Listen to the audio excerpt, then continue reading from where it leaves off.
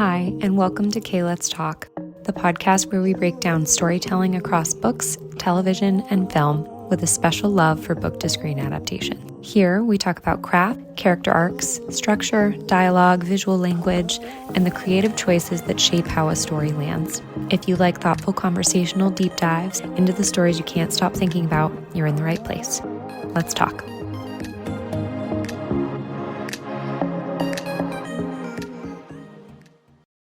Hi, everyone, and welcome back to the podcast. Before we get into today's bonus episode, this is going to cover the Vegas bathroom and hotel scenes. I first want to pause to talk about Ilya's point of view, because this is one of those moments where Rachel Reid gives us a gift.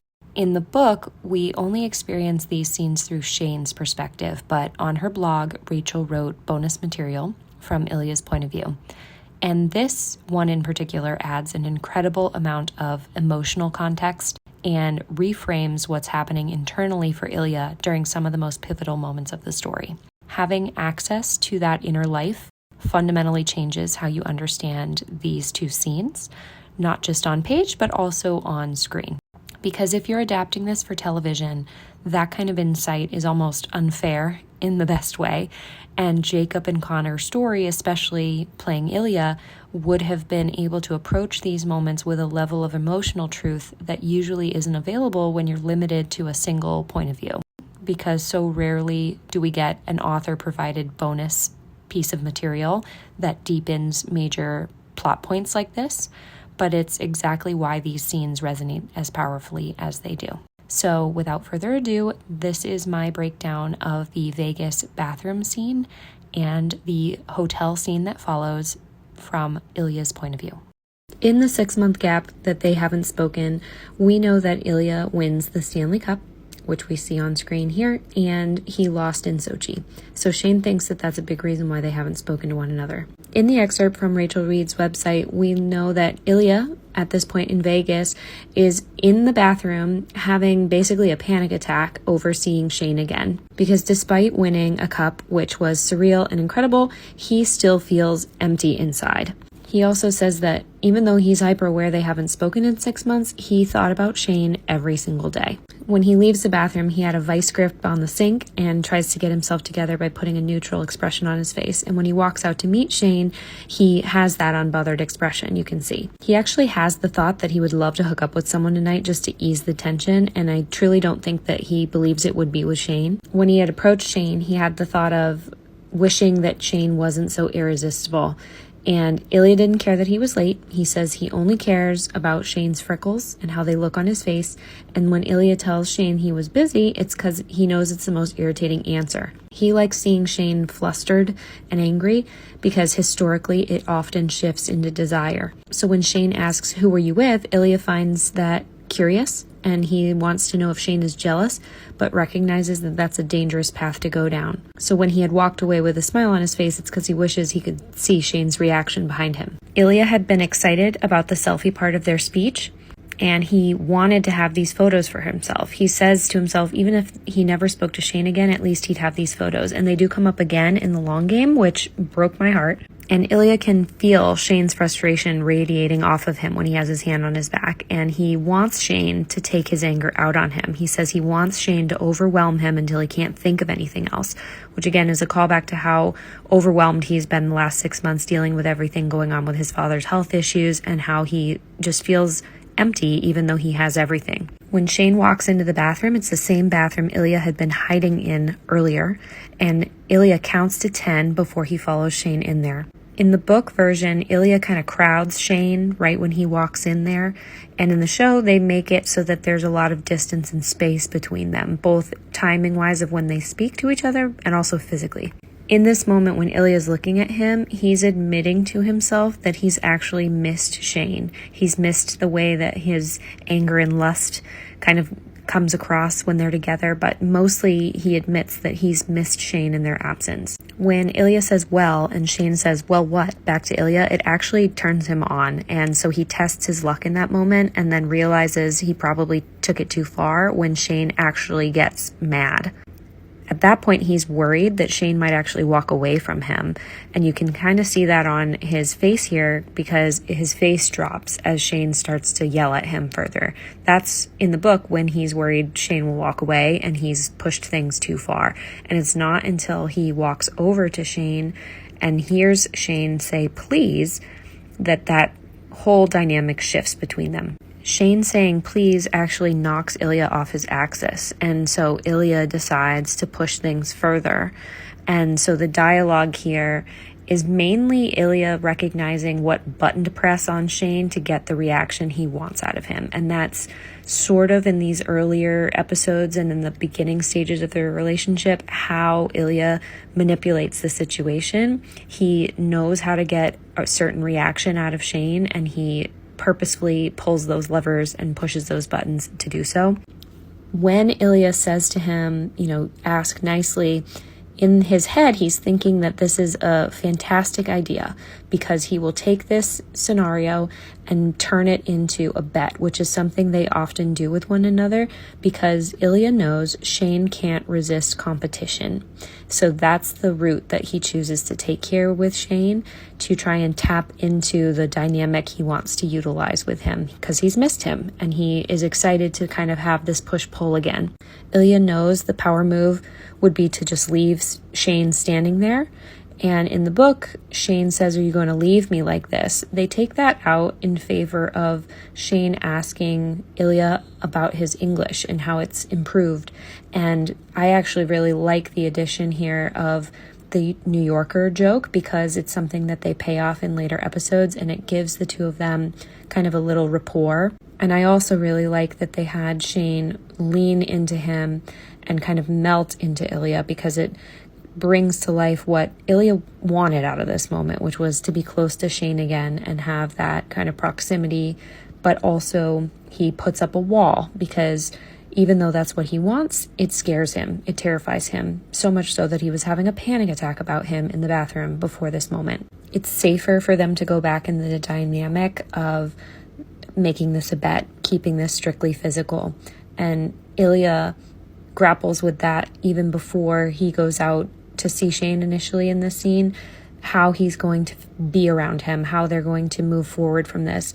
And later on in the scene when he's actually in the hotel room after the award and he's won MVP, that's another internal battle that Ilya is grappling with because he's realizing in real time that he really, really likes Shane more than he's prepared to handle. And so he sabotages it very quickly. In the excerpt, he goes to leave the bathroom and it says that he finally has him alone after all this time, so he can't overthink things, and he just grabs Shane's lapel and kisses him. And it's described as being more urgent than Ilya would have liked for it to be. Since this whole kind of insert of the New Yorker and Ilya's English is new, they allow the actors to kind of breathe new life into this tension that they're building, which is going to overflow into the hotel room scene at the end of the episode. But it also gives us a window into Shane's feelings with Hudson's acting through his eyes. You can see the longing and the yearning, and that's also how Ilya feels. This kiss was because Ilya didn't want to overthink things and just needed to kiss him. And he says that it's still not the way he wanted to kiss Shane. He wanted to kiss him very slowly and to provide Ilya with enough memories to get him through a summer where he's going to be back in Russia dealing with his family. And he knew that if he did that, they'd never leave the bathroom. That feeling made Ilya feel stupid, and it scared him. And we learn that later on when he's waiting for Shane to come up to his hotel room, he's deeply, deeply nervous because he wants to come across as in control, but he at this point knows that he's not. His feelings have taken over. Ilya has just won MVP, and so when Shane arrives to his hotel room, the power imbalance is obvious and skewed in Ilya's favor, but the two of them approach this power dynamic very differently. Ilya believes that being dominant will protect him emotionally, and Shane uses this scene to learn that his submission can actually be used as power over Ilya. In the passage that Rachel Reid wrote from Ilya's point of view, Ilya is incredibly nervous. He has the trophy, they're in his room, but he is incredibly nervous, and he's overheating from the nerves, which is why he removes his shoes and socks and unbuttons the front of his shirt, which is abnormal for him, and he notes that hookups don't make him nervous. In the passage, this is the first bit of unreliable narration from Ilya because he frames this encounter as just a hookup in order to avoid naming the attachment. He downplays the situation so that it doesn't get emotional for him. When Shane arrives, the butterflies that he feels in his stomach stop, and he's delighted when Shane starts to obey his commands and get undressed instantly, because in his head, Ilya wants to be out in the open in front of the windows with Shane. And then when Shane points out how many windows there are, that's when Ilya pivots. I think that the show version of this scene does a great job of using Ilya's body language to convey that something is going on in his brain.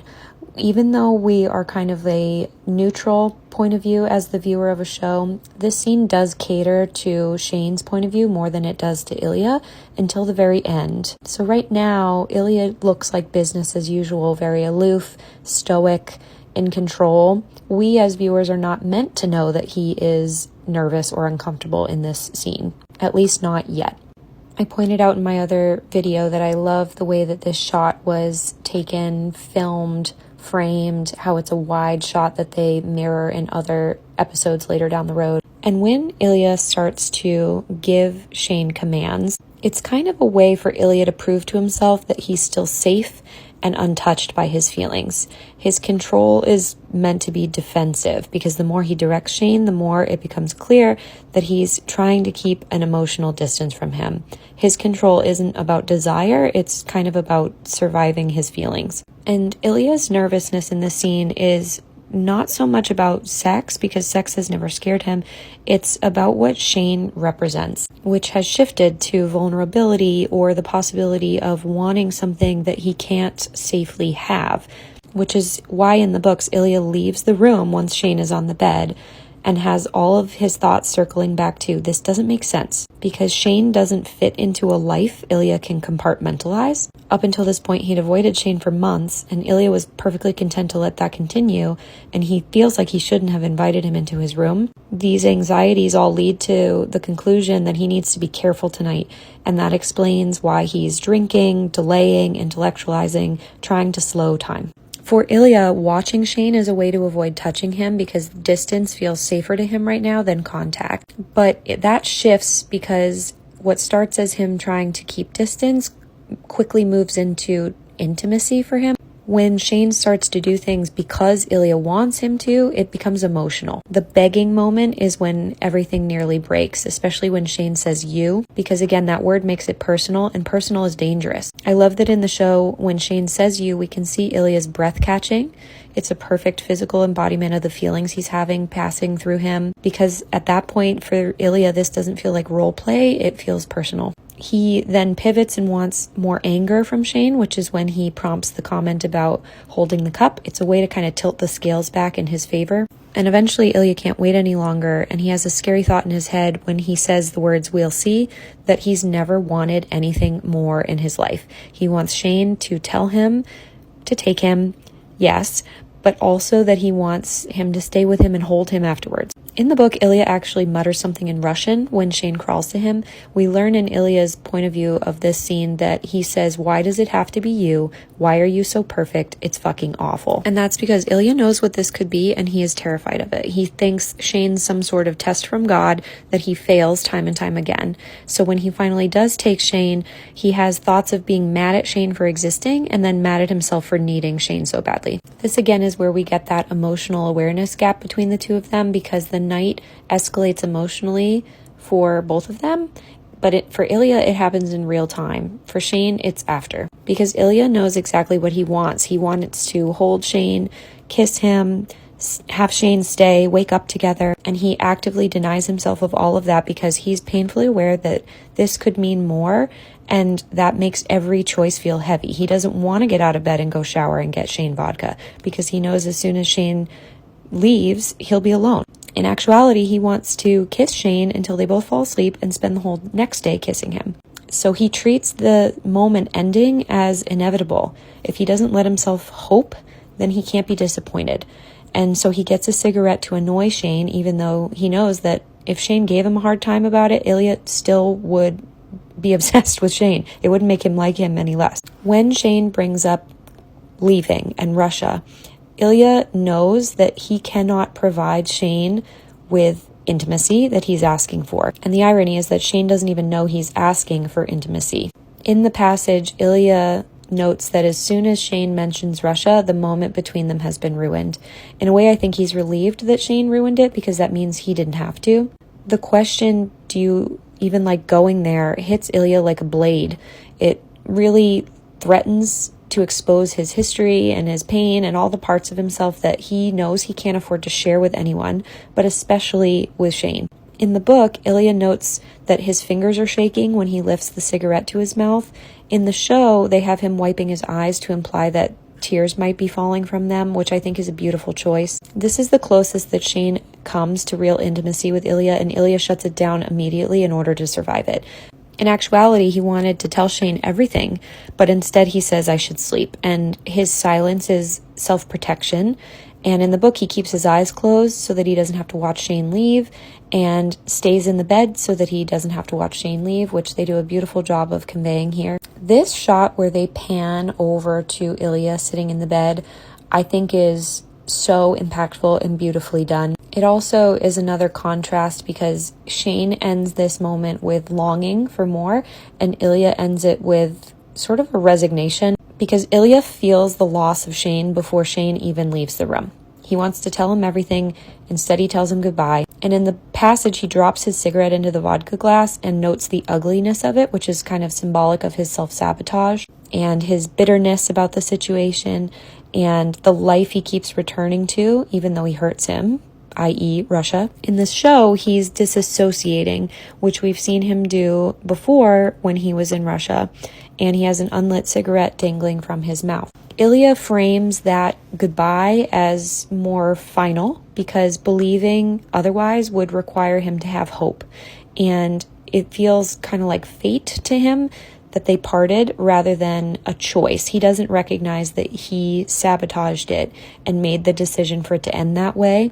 As I mentioned in my video, from Shane's point of view, both of them already have realized the internal lie the other one is hiding. For Ilya, I believe that lie he tells himself is that this means nothing. And in this moment, he realizes now that this thing going on with Shane actually means everything to him. The scene from Ilya's point of view ends with him saying goodbye Hollander out loud, so we don't really know what else he thinks beyond that, which is why I love the addition of Shane's scene here in the elevator as a contrast to how Ilya feels. Shane probably assumes Ilya is perfectly happy to be alone and that he wanted him to leave and has no idea that he is reeling. Ilya wants more than control. He wants intimacy. He wants tenderness. He wants Shane to stay with him. He doesn't want to be alone. But Shane noticed abnormalities in Ilya's facade in this scene, and that's why knowing that they didn't kiss hits him so much harder, because a kiss would have meant something, and he knows that now.